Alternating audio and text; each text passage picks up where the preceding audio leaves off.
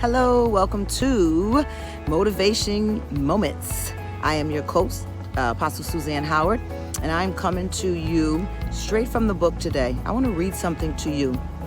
First of all, Psalms 139, verse 14 says, I praise you, for I am fearfully and wonderfully made. Wonderful are your works. My soul knows it well. My title today, You Aren't a Mistake. Again, I'm reflecting and retelling of the book by Annie Downs called 100 Days to Brave. And she starts talking today about something she feels that we all should know. And it is, here's something I know. I should not believe in me, at least not in the way that those commercials say that I should. I've been me long enough to know that I am not someone to be believed in. I mess up, I hurt people's feelings, I care too much about some things and not enough about other things. I get lost, I'm not perfect, and I don't want to pour any of that or my hope into someone's faulty me. So while we can be grateful for what the TV ads are promoting and saying, I don't think that it is totally true. I want you to quote this. I believe in the me God made. Come on, let me hear you. I believe in the me God made. Very good. And in the me God can make. I believe He made me on purpose and didn't make any mistakes. When it came to my creation, I was perfect. That makes me feel brave. And that is the place where you can find your courage, knowing that all the while when we're making mistakes, I, myself, you, yourself, is not a mistake. That is where you can find courage. You know, all of us have come from dysfunctional families, and maybe your parents never got married. Maybe you were born into without the ability to see or to hear or maybe to walk. Maybe you struggle a little bit in comprehension or reading, or maybe you're missing a limb. Whatever the outside disability may be, whatever it is, you are not a mistake. And that takes courage to admit, because sometimes we can feel messy, like a big ball of error, drama, and mistakes.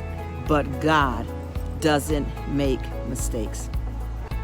You got to know your tendencies. You got to know your weaknesses, your restrictions, your fears. But you also have to know your gifts and what your hope is in.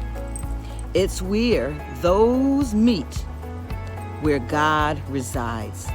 And He's always there with His Holy Spirit cheering us on into the greater of what He has destined and predestined for us. We can be confident in how God made us, because His word says we are fearfully and wonderfully made. But we can't do this life or be brave on our own. You aren't a mistake. Come on, let's try it again. I believe in the me, right? In the me God made. Let's do it together. I believe in the me God made. Awesome. And in the me God is making. So in our being brave statement on today, I want to remind you to pull out that journal for Soul Detox. If you haven't gotten one yet, please hurry and get one. It's just for Soul Detox. Don't put your dreams and your visions or your conversations in it. Let's be specific with this journal. And let's make a list in your Soul Detox journal on all of the mistakes that you have made that are still in your frontal lobe, that are still in your conscious memory.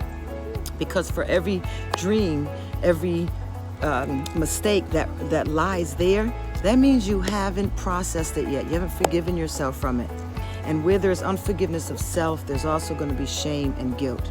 So let's begin to deal with that in our Being Brave segment that we're doing. So get your journal out, day 4, and make a list of all the mistakes that are on your mind, that are coming up even as I recite this to you, or even as you think about this, or hashtag replay. Write it out. And then at the end of all the mistakes, I want you to forgive yourself. by addressing yourself as you would someone else who you love and you want to offer forgiveness to. Because at the end of the line, we're going to draw the conclusion. And the conclusion is this: while I made these mistakes, see, that's being brave. Number one, being aware, being conscious in your own life, being accountable.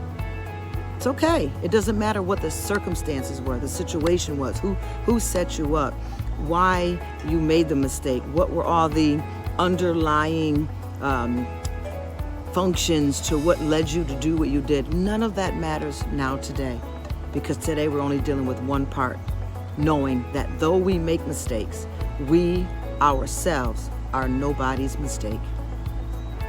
So make your list. List all the mistakes that are conscious in your mind. Some haunt you every day. Marrying someone or divorcing someone. We think we made a mistake by having that additional child. We think we made a mistake by not going to school. Just write them down. Be honest with yourself. No one needs to see this but you. But at the end of that page or pages, you are going to come to the conclusion that while I made these mistakes, I am not a mistake. You are nobody's mistake, baby.